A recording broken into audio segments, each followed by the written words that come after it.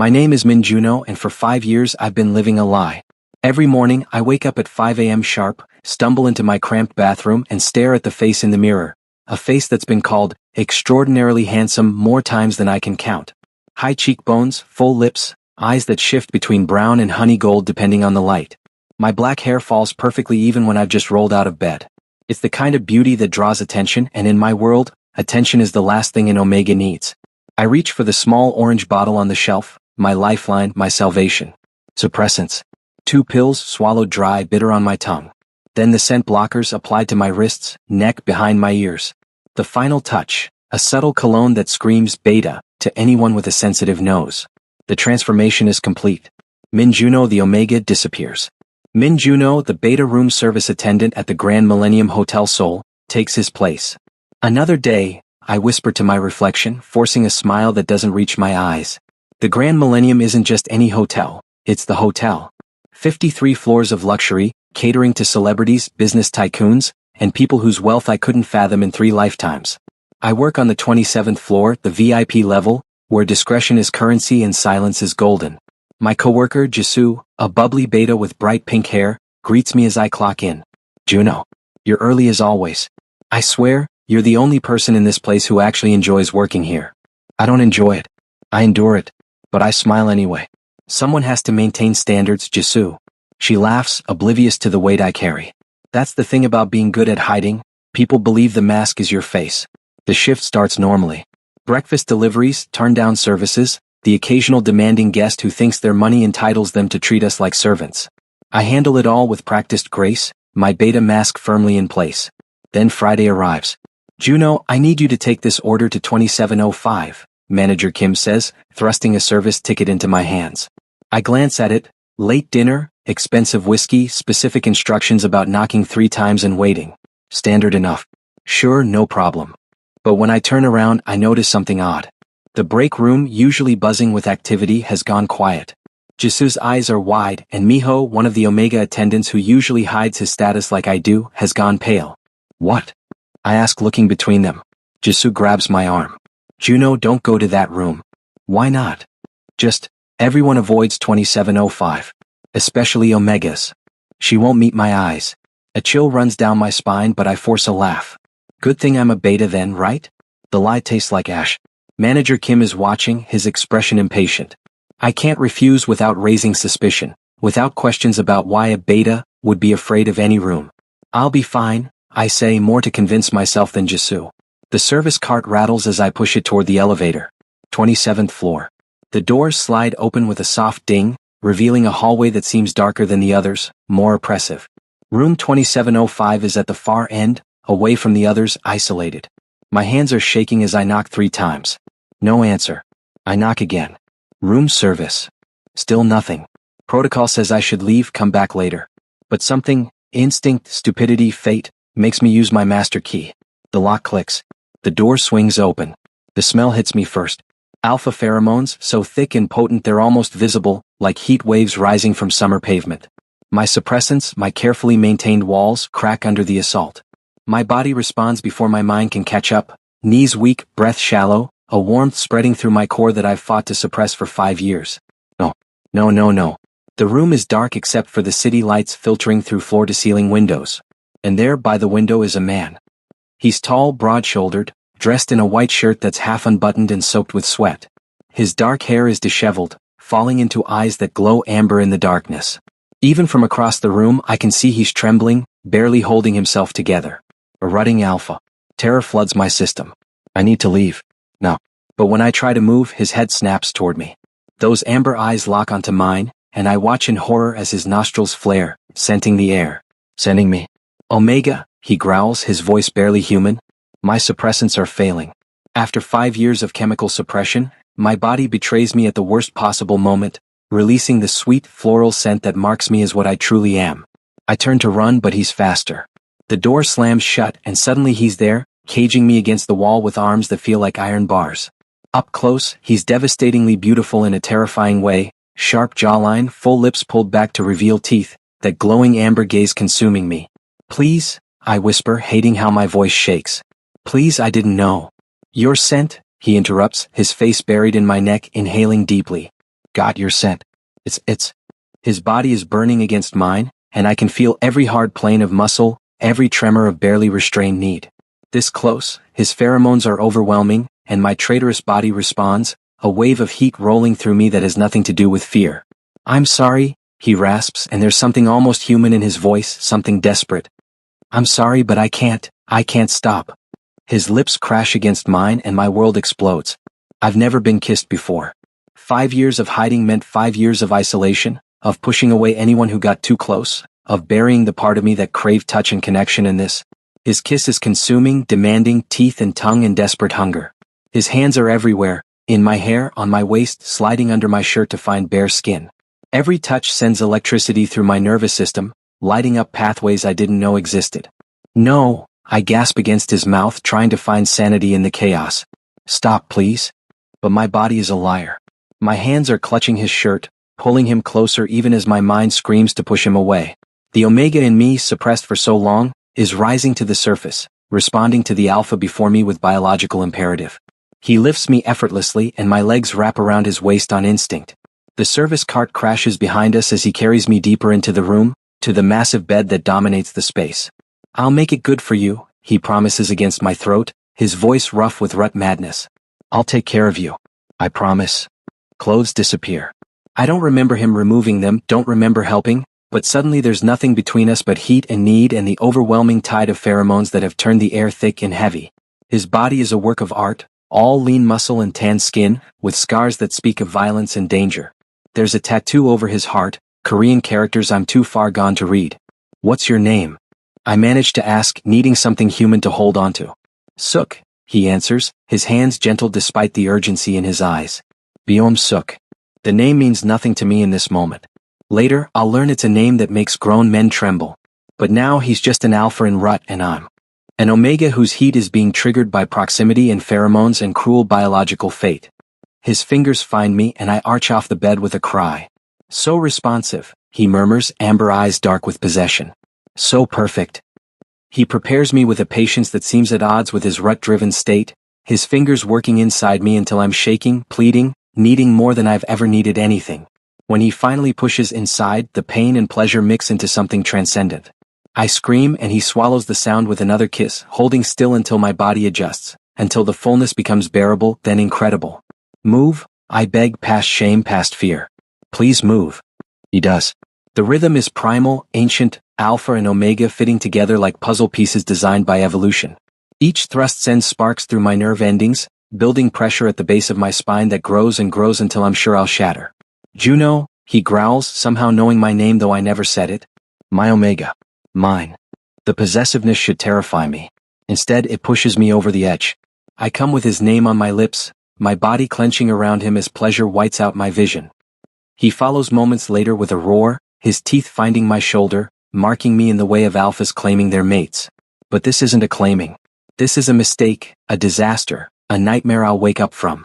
Except I don't wake up. Time loses meaning. Byom Suk's rut lasts 3 days, and for 3 days I'm trapped in room 2705, caught in a cycle of intense, overwhelming passion that my body craves even as my mind rebels. Between bouts of frenzied coupling, there are moments of unexpected tenderness. He feeds me by hand, expensive room service that appears without me seeing who delivers it. He bathes me in the massive tub, his hands gentle as they wash away sweat and other evidence of our activities. He holds me while I sleep, his body wrapped around mine like a shield against the world. I'm sorry, he whispers during one of these quiet moments, his face buried in my hair. I'm so sorry. I didn't know you'd come. I told them no omegas. Who are you? I ask, my voice hoarse from screaming. His arms tighten. Someone you should stay far away from. But staying away isn't an option. Not when his rut has triggered my heat, creating a feedback loop of need that only intensifies with each passing hour. My body has betrayed me completely, 5 years of suppressants purged from my system, leaving me vulnerable and exposed. On the 3rd day something changes. The desperate edge to his touches softens. The amber glow in his eyes fades back to a warm brown. His rut is ending. And with it, reality comes crashing back. I wake to find him sitting on the edge of the bed, his head in his hands. In the morning light, I can finally see him clearly, the expensive watch on his wrist, the designer clothes scattered across the floor, the way he carries himself with the confidence of someone used to power. Who are you really? I ask again. He turns and I see fear in his eyes, fear of what he's done, who he's hurt. Bom Suk. They call me terror in the streets. I'm not a good man, Juno. The name clicks. Bom Suk. Terror. The ruthless alpha who controls half of Seoul's underground, whose name is whispered in fear, whose reputation is built on violence and blood. I've been trapped for 3 days with a monster. Horror gives me strength. I scramble off the bed, grabbing my ruined uniform, not caring that I'm naked and marked and utterly destroyed. I need to leave. Juno, wait. Don't. I scream, backing toward the door. Don't touch me. Don't follow me. Just forget this ever happened. Tears are streaming down my face and I hate myself for crying, hate him for what he's done, hate my biology for responding to him even now.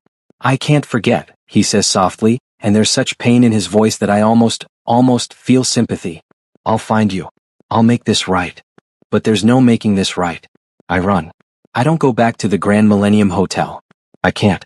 The thought of walking those halls, of facing Jisu's questions and Manager Kim's disapproval, of being anywhere near room 2705, makes my skin crawl. I quit via text message, citing a family emergency. It's not entirely a lie. I am an emergency, broken and used and forever changed. My apartment becomes my prison. I shower until my skin is raw, trying to wash away his touch, his scent, the memory of how my body responded to his. The bite mark on my shoulder mocks me every time I catch my reflection. A claiming mark that means nothing, given in the throes of rut madness. Jisu calls. I don't answer. My mother calls from Busan. I let it go to voicemail. I exist in a fog of shame and confusion, trying to piece together my shattered sense of self. For 5 years I've been in control, been safe. 3 days destroyed it all. For weeks later, I'm throwing up in my bathroom at 6 a.m. when the terrible truth hits me. No, it can't be. But the pregnancy test I buy from the convenience store doesn't lie. 2 pink lines. Positive. I stare at those lines until they blur, until my tears fall on the plastic stick, until the reality of my situation crushes the breath from my lungs. Pregnant. I'm pregnant with the child of a ruthless alpha mafia boss who I don't know, who took advantage of me during his rut, who I'll never see again. I sink to the bathroom floor, the test clutched in my shaking hands, and sob. How do I live my life? Where do I even start from? How do I raise a baby alone when I can barely afford to feed myself? What kind of future can I offer a child born from violence and biology and cruel fate? The questions spiral, each one heavier than the last, until I'm drowning in hopelessness. I don't know how long I sit there. Hours maybe. Long enough for the sun to fully rise, for the sounds of the city to filter through my window, for my tears to dry and leave my face stiff and aching. Finally, I force myself to stand. I splash cold water on my face, avoiding my reflection, and make a decision. I'll keep the baby. Whatever else I am, Omega, victim, fool, I won't punish an innocent life for the circumstances of its conception. I'll figure it out somehow. I'll work, I'll survive, I'll be enough. I have to be. Unknown to me, in a penthouse across the city, Bom Suk is losing his mind. I don't know that he's hired every investigator in Seoul to find me. I don't know that he's gone to the Grand Millennium Hotel and terrified Manager Kim into giving up my information, only to find my apartment empty, my phone disconnected. I don't know that every night, he stands at the window of room 2705, staring out at the city, haunted by the memory of my face as I ran from him. I don't know that he's built an empire on ruthlessness and violence, but the thought of what he did to me, to a vulnerable Omega who stumbled into his rut unknowingly, has broken something fundamental inside him. But I learn. 2 months after that night, after I've started showing, after I've found work at a small cafe that doesn't ask questions, after I've moved to a cheaper apartment in a worse neighborhood, he finds me. I'm walking home from work, exhausted and nauseous, when a black car pulls up beside me. The window rolls down and there he is. Bom Suk. Terror. The father of my child. He looks different than I remember, thinner, with dark circles under his eyes, his expensive suit hanging slightly loose. But those amber-brown eyes are the same, and when they land on my stomach, on the small but visible swell of pregnancy, something in his expression breaks. Juno, he breathes, and my name sounds like a prayer. I should run. I should scream. I should do anything except stand frozen on the sidewalk as he gets out of the car and approaches me with hands raised, like I'm a wild animal he's afraid to spook. Stay away from me, I manage, but there's no strength in my voice. You're pregnant. It's not a question. Observant. Is it? He stops, swallows hard. Is it mine? The laugh that escapes me is bitter. Who else's would it be? You're the only alpha who's touched me in 5 years. The only one who's ever touched me. Pain flashes across his face. Juno, I'm so sorry. I've been looking for you for 2 months. I need, I need to apologize to explain. Explain what? I snap, anger finally breaking through the numbness. That you locked me in your room for 3 days? That you took advantage of me when I was vulnerable? That you ruined my life? Yes, he says simply. All of that. And to take responsibility. I laugh again, the sound cracking. I don't want your money.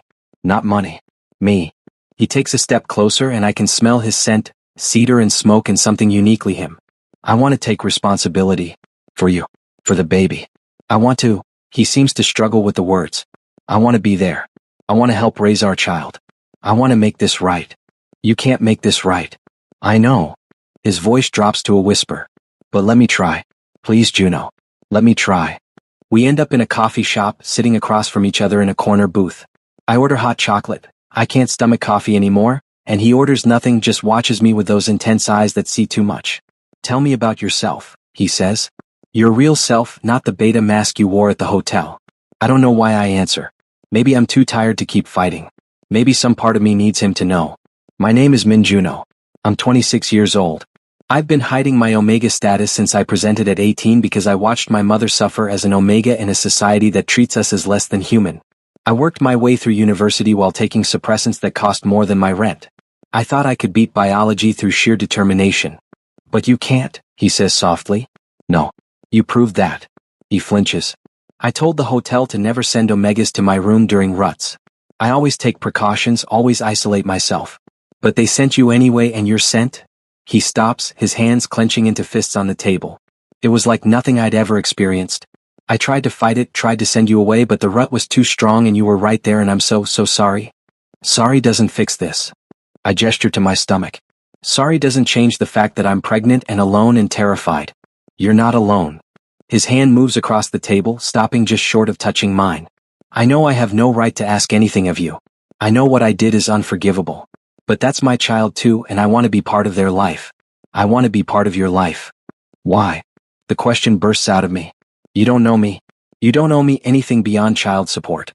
Why would you want to tie yourself to someone you hurt so badly? He's quiet for a long moment, his gaze distant. When he speaks, his voice is raw with emotion. Because I can't stop thinking about you. Because every time I close my eyes, I see your face when you ran from me, the fear and pain and betrayal. Because I've done terrible things in my life, hurt countless people, and I've never lost sleep over any of it. But what I did to you, it haunts me, Juno. It's breaking me. Good, I say coldly. You should be haunted. I am. And I'll carry that guilt until the day I die. But I also, he takes a breath. Those 3 days weren't just rut madness. There were moments of clarity, moments where I held you and felt something I've never felt before. This connection. Like I'd found something I didn't know I was missing. I want to dismiss his words, to call them lies or manipulation. But there's such naked honesty in his face, such vulnerability in someone who's supposed to be terror personified. What exactly are you proposing? I ask carefully. Move in with me. Let me take care of you during the pregnancy. Let me be there when the baby is born. After that, he pauses. After that you decide. If you want to leave, take the baby and never see me again, I'll accept that. But give me a chance to prove I can be better than the monster who hurt you. And if I say no, then I'll respect your decision. I'll provide financial support and stay away.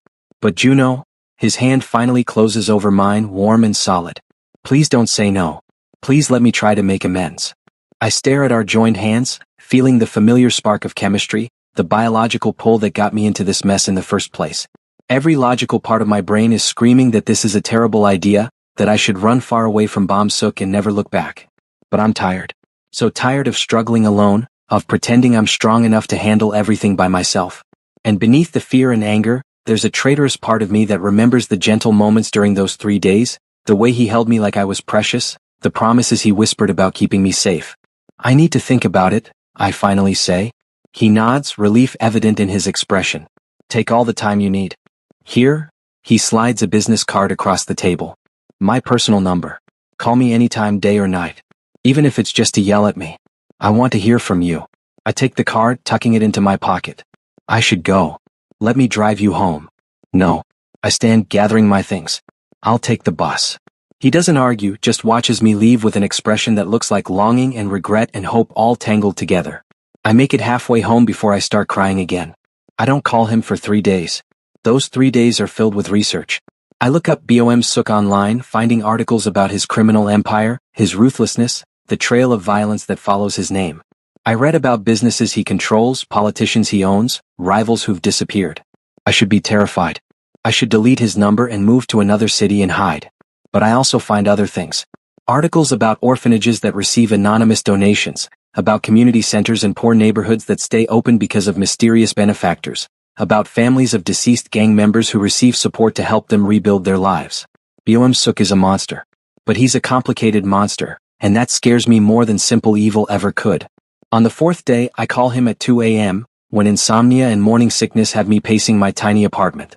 He answers on the first ring. Juno? I have conditions, I say without preamble. If I agree to this insane arrangement, I have conditions. Anything. He sounds wide awake, alert. Name them. First, separate bedrooms. We're not. This isn't a relationship. This is co-parenting. Agreed. Second, I want to continue working as long as I can. I won't be dependent on you. Agreed, but I want you to see a good doctor. The best. Let me take care of medical expenses. I hesitate, then nod even though he can't see me. Fine. Third, you tell me the truth about who you are and what you do. No lies, no protection from reality. I need to know what I'm getting into. Pause. That's going to be difficult to hear. I don't care. Truth or no deal. All right. Truth. Always truth with you, I promise. And fourth, my voice cracks. If I ever want to leave, you let me go. No threats, no manipulation, no using your power to keep me trapped. Promise me. I promise, he says solemnly. On my life, Juno, I promise. You're not a prisoner. You never will be. I take a shaky breath. Okay then. When do you want me to move in? Is tomorrow too soon? Despite everything, I laugh. You don't waste time, do you? I've already wasted 2 months looking for you. I don't want to waste another day. Bom Suk's penthouse is ridiculous. Floor-to-ceiling windows overlooking the Han River. Minimalist furniture that probably costs more than I've earned in my entire life. A kitchen bigger than my old apartment. Art on the walls that I recognize from museums. This is too much, I say, feeling overwhelmed and out of place. This is yours now, he corrects gently. Your home. Our child's home. He shows me to my bedroom, a spacious suite with its own bathroom and a balcony with views that take my breath away. There's a walk-in closet already stocked with clothes in my size. How did you know my size? I ask suspiciously. He has the grace to look embarrassed. I may have had someone retrieve your measurements from the hotel. And before you get angry, I wanted you to feel comfortable here. If you don't like anything, we'll get new clothes. Whatever you want. I run my hand over a soft sweater, and despite my wariness, I'm touched by the gesture. Thank you. Don't thank me yet. You haven't heard the truth about who I am. We sit in his living room, the city sparkling below us, and Bom Suk tells me everything. He tells me about growing up on the streets, about the violence that shaped him, about building his empire through blood and ruthlessness. He tells me about the people he's hurt, the lives he's destroyed, the darkness that lives inside him. I'm not a good man, Juno, he says, his voice flat, emotionless. I've killed people. I've ruined families. I control drugs, weapons, information, all the ugly things that make this city run. People call me Terror because I've earned that name 1,000 times over. I should be horrified. I am horrified. But I'm also listening, really listening, and I hear something beneath the confessions. Why do you do it? I ask. He looks surprised by the question. What? Why do you run a criminal empire? For money? Power? What drives you? He's quiet for a long moment. Control, he finally says. When you grow up with nothing, when you're powerless and vulnerable, you become obsessed with never feeling that way again. I built this empire so I'd never be that scared, hungry child again. So I could protect. So I could control my own fate. And the orphanages? The community centers? The families you help? He blinks. You found those. I researched you. I found a lot of things. A ghost of a smile touches his lips. I help them because I know what it's like to have nothing. Because even monsters can remember being human. We talk through the night, and I learn that Bom Suk is not the simple villain I wanted him to be. He's complex, damaged, trying to make sense of a life built on darkness while reaching for fragments of light. I don't forgive him for those 3 days. But I begin to understand him. And understanding is dangerous. The weeks pass and living with Bom Suk becomes easier than I expected. He respects my boundaries, never pushing for more than I'm willing to give. He works from home most days, taking calls in his office while I nest in the living room with books about pregnancy and parenting. He cooks for me, surprisingly well, and makes sure I take my prenatal vitamins. You don't have to take care of me, I protest one morning when he brings me breakfast in bed. I want to, he says simply. Let me do this, Juno. Let me take care of you. The pregnancy changes me in ways I didn't expect. My omega instincts, suppressed for so long, are coming back with a vengeance. I find myself building nests with the expensive blankets and pillows, arranging and rearranging until everything feels safe and comfortable. I crave Byung-suk's scent, stealing his shirts when he's not looking and sleeping with them pressed to my face. I catch him watching me sometimes, his expression soft and full of wonder. What? I ask, self-conscious. You're beautiful, he says. You're carrying my child, and you're so beautiful it hurts to look at you. I should brush off the compliment, maintain the walls between us. But instead, I blush, my omega side preening at the alpha's praise. The appointments with the doctor become moments of shared joy. We see the ultrasound together, watching our baby's heartbeat flutter on the screen. It's real, Byung-suk whispers, his hand finding mine. We made that. That's our baby. Tears stream down my face, hormones and emotion overwhelming me. We did. He kisses my hand and I don't pull away. At 4 months, the baby starts moving. I'm reading on the couch when I feel it, a flutter like butterfly wings against my insides. Suk. I call out without thinking. Suk, come here. He appears immediately, concern on his face. What's wrong? Nothing's wrong. Give me your hand. I place his palm on my stomach. Wait for it. Just wait. We sit frozen, barely breathing. Then it happens again, a stronger kick this time. Byung-suk's face transforms. The hardness, the control, the terror, it all melts away, leaving behind pure, unguarded joy. I felt it. Oh my God, I felt our baby move. He drops to his knees in front of me, pressing his face to my stomach, his arms circling my waist. Hello, little one, he murmurs. This is your Appa. I can't wait to meet you. I'm going to love you so much. I'm going to protect you and Yuriyama forever. My hands find his hair, threading through the dark strands, and I realize with stunning clarity that I don't hate him anymore. Somewhere along the way, in the quiet moments and gentle touches and shared wonder of creating life, I've started to fall for him. And that terrifies me more than anything else. 6 months into my pregnancy, the fragile peace shatters. I'm home alone. Byung-suk had to handle some business emergency, when someone breaks into the penthouse. I hear the door crash open, hear voices shouting in rapid Korean. My omega instincts scream danger, and I do the only thing I can think of. I lock myself in my bedroom and call Byung-suk. He answers immediately. Juno? What's wrong? Someone's in the apartment, I whisper, my voice shaking. Multiple people. They're searching for something. The line goes dead silent. When he speaks again, his voice is terror incarnate. Stay in your room. Lock the door. Don't come out for anyone but me. I'm coming. Suk, I'm scared. I know, baby. I know. But you're going to be okay. You and our baby are going to be fine. I promise you. Just stay quiet and wait for me. The endearment barely registers through my fear. I huddle in the corner of my room, arms wrapped around my stomach, and pray. I hear them getting closer, trying doors, ransacking rooms. Then one tries my door. Found a locked room, someone shouts. Break it down. The door splinters under their assault. 2 men burst in, rough, scarred, holding weapons. They see me and smile, predatory and cruel. Well, one says. What do we have here? Terror's little omega? I press back against the wall, trying to make myself small. Please don't hurt my baby. Your baby? The man laughs. That's rich. See, we know all about you, Min Juno. We know Terror's been keeping you here, knocked you up during a rut. We were just going to rob the place, but this? He gestures at me. This is so much better. Think of the leverage we'll have. They advance on me and I scream. The sound of gunfire erupts from the main room.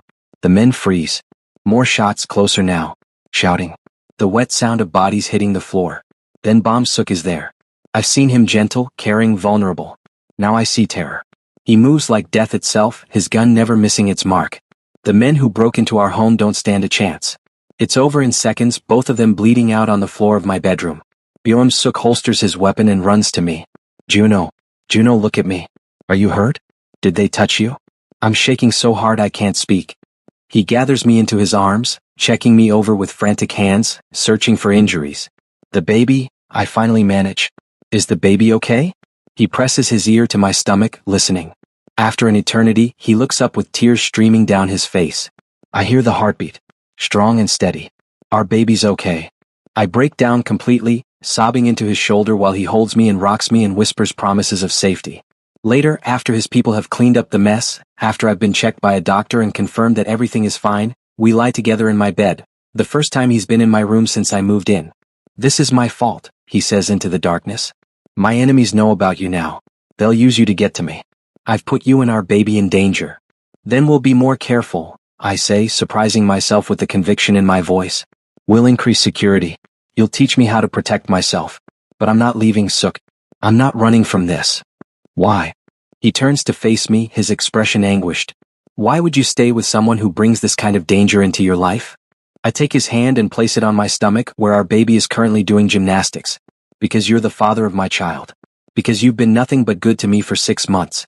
Because when I was terrified, you came for me without hesitation. And because, I take a breath. Because I think I'm falling in love with you. He goes still. Juno. I know it's insane. I know I should hate you. But I don't. I look at you and I see someone who's trying to be better, who's capable of love and gentleness despite everything. I see the person who makes me breakfast and talks to our baby every night and holds me when I can't sleep. That's the person I'm falling for. He kisses me. It's different from those drug-fueled kisses during his rut. This is tender, reverent, asking rather than demanding. His hand cups my face like I'm something precious, and when he pulls back, there's wonder in his eyes. I fell in love with you the moment I found you again, he confesses. Pregnant and brave and so beautiful I could barely breathe. I've loved you every day since then, but I thought you'd never be able to return those feelings. Not after what I did. What you did was terrible, I agree. But who you are now, who you're choosing to be, that's what matters to me. He kisses me again and this time I kiss back with equal fervor. His hands find my body, careful of my pregnant belly, and I arch into his touch. I want you, I whisper. Is that okay? For the baby? The doctor said it's safe, he murmurs against my throat. But only if you're sure. Only if this is what you really want. I want you, Suk. I want this. Making love with Bomb Suk while I'm pregnant is entirely different from those frenzied 3 days. He's so careful, so attentive, treating my body like a treasure. His hands map every curve, every change that pregnancy has brought. He tells me I'm beautiful until I believe it, until I see myself through his eyes, glowing and perfect and exactly as I should be. When he enters me, it's slow and gentle, giving me time to adjust, to savor the feeling of connection. There's no rut-driven desperation. Just 2 people joining together in love and trust. I love you, he breathes, moving inside me with careful precision. God, Juno, I love you so much. I love you too, I gasp, my hands clutching his shoulders. Don't stop. Please don't stop. He doesn't. He makes love to me with reverence and passion, bringing me to completion twice before finding his own release. And when it's over, he holds me close, his hand on my belly where our baby rests. Thank you, he whispers. For what? For giving me a second chance. For letting me love you. For carrying our child. For being brave enough to see past the monster to the man beneath. I turn in his arms to face him. You're not a monster, Suk. You've done monstrous things, but that's not all you are. You're also the man who held me through morning sickness, who learned how to make seaweed soup because you read it's good for pregnant omegas, who talks to our baby every night before bed. That's who you really are. I want to be better, he says fiercely. For you. For our child. I want to be someone you can be proud of. Then be better. You have the power to change, Suk. Use it. And he does. Over the remaining months of my pregnancy, I watch Bomb Suk transform. He doesn't abandon his empire, that would be dangerous and foolish, but he starts shifting his focus. Less violence, more legitimate business.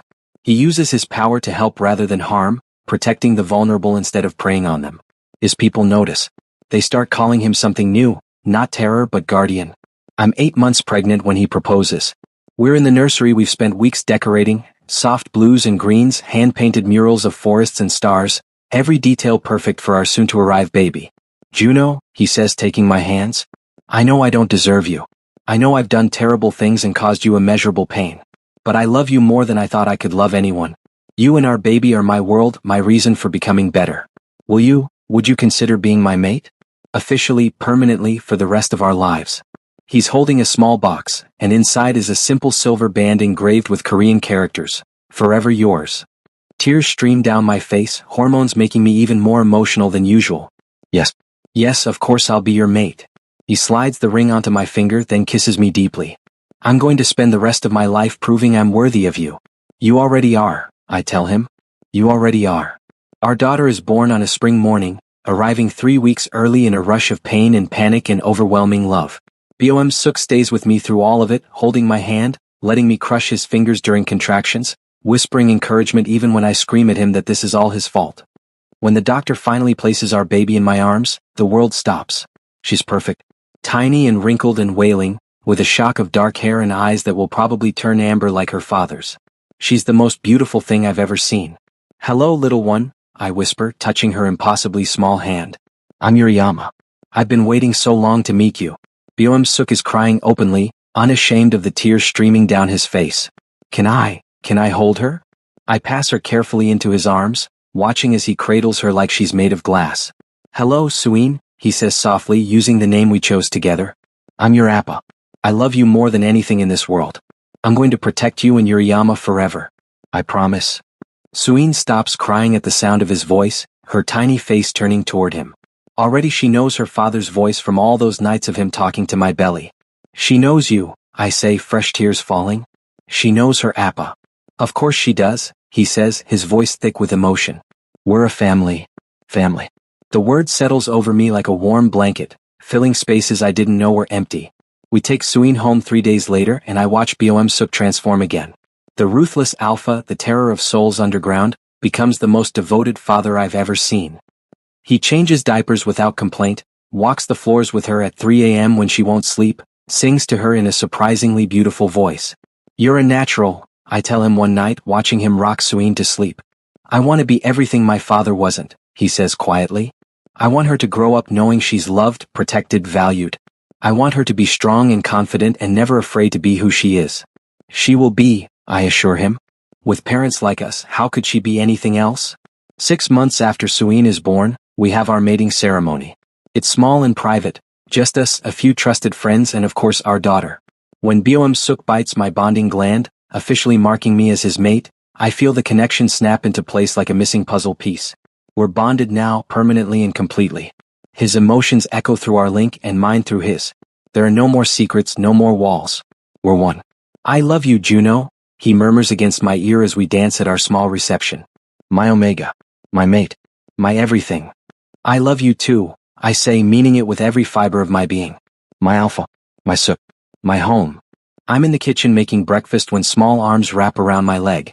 "Yama. Yama, look what Appa taught me." Suin, now 3 years old and full of boundless energy, holds up a flower she's drawn in bright, messy crayon. It's barely recognizable as a flower, but to me it's a masterpiece. "It's beautiful, baby," I say, scooping her up despite my growing belly. I'm 6 months pregnant with our second child, a son according to the ultrasound. "Careful with Yama," Byung-suk says, appearing in the doorway. He's dressed in a suit but hasn't done his tie yet, looking every bit the successful businessman he's become. His legitimate businesses are thriving, and while he still maintains some control over his old empire, he stepped back from the violence significantly. "She's fine," I protest, but let him take Suin anyway. "Appa, can we go to the park today?" she asks, her amber eyes, so like his, wide and pleading. "After Appa finishes work, okay? Then we'll go to the park and get ice cream." "Promise." "Promise." He kisses her forehead, then sets her down to run off and play. Alone in the kitchen, he pulls me close, his hands settling on my belly. "How are you feeling? Is the baby moving?" "Constantly. I think he's going to be a soccer player." Byung-suk laughs, the sound warm and free. It's a sound I never get tired of hearing. He drops to his knees and presses his face to my stomach. "Slow down in there, little one. You're making Yuriyama tired." I run my hands through his hair, overwhelmed with love for this man who was once my nightmare and is now my everything. Who would have thought? I muse. 3 years ago I was terrified and alone. Now I have a family, a mate, a life I never dreamed possible. He stands, cupping my face in his hands. I think about that night sometimes. About how a terrible mistake, a horrible violation, led to the best thing that ever happened to me. I don't deserve the life you've given me, Juno. I don't deserve your forgiveness or your love. But you have it anyway, I say firmly. You've earned it through every day you choose to be better, through every moment you show me and our children that we're your world. Stop doubting yourself, Suk. You're a good man. You're a good father. You're a good mate. Only because you made me better. No, you made yourself better. I just gave you a reason to try. He kisses me then, deep and passionate and full of promise. When we break apart, we're both breathless. I love you, he says. I love you too. Forever. Forever, he agrees. From the living room, we hear Suin's delighted laughter as she plays. Our daughter, our miracle, the beautiful life that came from darkness and pain and eventually, love. I take Byung-suk's hand and place it over my heart, where our bond hums contentedly. We made it, I tell him. Despite everything, we found our way to happiness. We did, he agrees, his eyes shining with unshed tears. And I'm going to spend every day for the rest of my life making sure you never regret giving me this chance. I could never regret it. You're my home, Suk. You and our children, you're everything. As the morning sun streams through our windows, as our daughter's laughter fills our home, as our son kicks against his father's palm, I realize that this is what redemption looks like. This is what love looks like when it's given the chance to grow from the darkest soil. We're not perfect. Our story didn't start with romance or sweetness. But we found each other in the darkness and together we created light. And that, I think, is the most beautiful kind of love story there is. The house is finally quiet. Suin is spending the night at my mother's house in Busan, her first overnight trip away from us. Our son, Min-jae, is 6 months old now and sleeping peacefully in his nursery, the baby monitor on the nightstand glowing softly green. For the first time in what feels like forever, Bam-suk and I are truly alone. I'm in our bathroom looking at myself in the mirror. My body has changed so much over the past 4 years. Softer, rounder, marked by the evidence of carrying 2 children. Stretch marks silver my hips and stomach. My breasts are fuller from nursing Min-jae. I used to hide my body, ashamed of my omega nature. Now I see strength in every curve, every mark. This body created life. This body survived and thrived. Juno? Byung-suk's voice comes from the bedroom. Are you okay? I'm fine, I call back, wrapping myself in a silk robe, his favorite, the deep blue one that brings out the gold in my eyes. When I step into our bedroom, my breath catches. He's lit candles, dozens of them, their soft glow making the room feel intimate and sacred. Rose petals are scattered across the bed. Soft music plays from hidden speakers, something classical and romantic. Byung-suk stands by the window, dressed in nothing but black silk pajama bottoms that hang low on his hips. The candlelight plays across the planes of his chest, the muscles of his arms, the tattoo over his heart that now includes our children's names inked beneath his original design. What's all this? I ask, my voice breathless. He turns to me and the love in his eyes makes my knees weak. When was the last time I properly made love to my mate? When was the last time I took my time with you, worshipped you the way you deserve? Suk, we have 2 young children. I look nothing like I did when we met. You're right, he interrupts, crossing the room to me. You're more beautiful now than you were then. You're the mother of my children. You're my mate, my partner, my everything. And tonight, I'm going to spend hours reminding you exactly how stunning you are. His hands find the tie of my robe, slowly pulling it loose. The silk slides off my shoulders, pooling at my feet, leaving me bare before him. I fight the urge to cover myself, to hide the changes pregnancy has wrought. But the way he's looking at me, with hunger and reverence and absolute adoration, makes me feel like the most beautiful omega in the world. Perfect, he breathes, his hands skimming up my sides. Absolutely perfect. He lifts me easily, carrying me to the bed and laying me down on the rose petals. The scent of them fills my senses as he kneels beside me, his amber eyes drinking me in. I'm going to take my time with you tonight, he promises, his voice low and rough. I'm going to kiss every inch of your body. I'm going to make you come apart so many times you lose count. And then, when you're trembling and begging, I'm going to make love to you until the sun rises. A shiver runs through me, heat pooling low in my belly. That's quite a promise, Alpha. I always keep my promises to you, Omega. He starts with my lips, kissing me deeply, thoroughly, like he has all the time in the world. His tongue explores my mouth while his hands cradle my face, thumbs stroking my cheekbones. I melt into the kiss, my fingers threading through his hair, pulling him closer. When he finally breaks the kiss, we're both breathing hard. I love kissing you, he murmurs against my lips. I could kiss you forever and never get tired of it. Then his mouth begins its journey. He kisses along my jaw, down my throat, lingering on my bonding mark, the place where his teeth claimed me as his. The sensation of his lips on that sensitive spot makes me gasp, my body arching into him. Still so responsive, he says with satisfaction. Still so perfect for me. His mouth travels lower to my collarbones, then to my breasts. He takes his time here, lavishing attention on each one, his tongue circling my sensitive peaks until I'm writhing beneath him. Suk, please, I whimper. Please, what, my love? Touch me. I need. I am touching you, he says, a hint of teasing in his voice. But if you need more.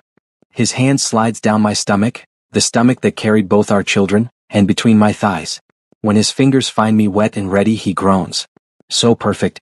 So ready for me already. He slides one finger inside me, then 2, moving slowly, deliberately, building pleasure with practiced expertise. I clutch at his shoulders, my hips moving to meet his hand, chasing the sensation. More. Please, Alpha, I need more. Not yet, he says, but his eyes are dark with desire. I told you I was going to take my time. He continues his exploration, his mouth following the path of his earlier touch. He kisses my stomach, each stretch mark receiving individual attention, his lips tender and reverent. These marks are beautiful, he whispers against my skin. They prove you carried our children. They prove your strength. Tears prick my eyes at his words, at the genuine love in his voice. He continues lower, his hands gently parting my thighs. Sook, you don't have to. I want to, he says firmly. I want to taste you, to make you fall apart on my tongue. Let me love you, Juno. When his mouth finds my most intimate place, I cry out, my back arching off the bed. He's relentless and tender all at once, his tongue working magic while his fingers continue their movement inside me. The pleasure builds and builds, tension coiling tighter in my core until I can't breathe, can't think, can only feel. When I finally shatter, it's with his name on my lips, my hands fisted in his hair, my entire body trembling with the force of my release. He doesn't stop, drawing out my pleasure until I'm oversensitive and gasping. Only then does he pull back, his lips glistening, his expression triumphant. One, he says. One. I pant. I promised you'd lose count, remember? That was just one. Before I can respond, he's moving again, his mouth returning to worship my body. He takes his time, finding every sensitive spot, every place that makes me gasp and moan. His hands are everywhere, stroking, caressing, claiming. When he finally brings me to completion a second time with just his fingers and his mouth on my breast, I'm already half delirious with pleasure. Two, he murmurs, satisfaction evident in his voice. Sook, please, I beg, pulling at him. I need you. Need you inside me. Are you sure? We can take more time. Now, I demand, using the alpha command that sometimes works on him when I'm desperate. I need my alpha now. The growl that rumbles from his chest is pure primal satisfaction. He strips off his remaining clothing and I drink in the sight of him, all lean muscle and golden skin, his arousal evident and impressive. He positions himself above me, supporting his weight on his forearms, his face close to mine. I love you, he says, his voice thick with emotion. God, Juno, I love you so much. I love you too. Show me. Please show me. He enters me slowly, giving me time to adjust, to accommodate him. Even after all this time, the feeling of connection is overwhelming, physical and emotional, our bond singing with shared pleasure and love. When he's fully seated inside me, we both pause, breathing together, lost in the intimacy of the moment. You feel like home, he whispers. You always feel like coming home. Then he begins to move. His rhythm is slow and deep, each thrust deliberate, designed to bring maximum pleasure. His eyes never leave mine, maintaining that intimate connection, letting me see every emotion that crosses his face. Touch yourself, he commands gently. I want to feel you come apart around me. I obey, my hands sliding between our bodies to where we're joined. The added stimulation combined with the feeling of him moving inside me is almost too much. That's it, he encourages, his pace increasing slightly. That's my beautiful Omega. So perfect for me. So perfect. The pleasure builds again, faster this time, spiraling higher and higher. I can feel him getting close too, his movements becoming less controlled, more desperate. Together, I gasp. Come with me, Alpha. Please. Anything, he groans. Anything for you. When I finally reach my peak, it's earth-shattering. I clench around him, my body shaking with the intensity of my release. He follows immediately, his own completion triggering another wave through our bond, amplifying everything until I can't tell where my pleasure ends and his begins. We cling to each other as the aftershocks roll through us, both trembling, both overwhelmed by the intensity of our connection. He doesn't pull out immediately. Instead, he rolls us to our sides, keeping us joined, his arms wrapped around me protectively. 3, he finally says, his voice rough. Though I think that one counts double. I laugh, the sound breathless and happy. You're ridiculous. I'm in love, he corrects. There's a difference. We lie there for long moments, our breathing gradually returning to normal, the candles still flickering around us. His hand traces lazy patterns on my back while I press kisses to his chest, over his heart, over our children's names. Thank you, I whisper. For what? For this. For loving me. For making me feel beautiful even when I don't feel it myself. For being the man I needed you to be. He tilts my face up to his expression serious. Thank you for giving me the chance to be that man. Thank you for seeing past my mistakes to who I could become. Thank you for our children, our life, our love. You saved me, Juno. In every way a person can be saved. We saved each other, I correct softly. He kisses me again, tender and sweet, and I feel him stirring inside me once more. Again? I ask, raising an eyebrow. I told you, until sunrise, he reminds me with a wicked smile. I have stamina, my love. And I plan to use every bit of it to worship my mate. Then worship away, Alpha, I say, pulling him closer. I'm all yours. Forever yours, he echoes our bonding vow. Forever mine, I complete it. And as he begins to move again, as pleasure builds once more between us, I think about how far we've come.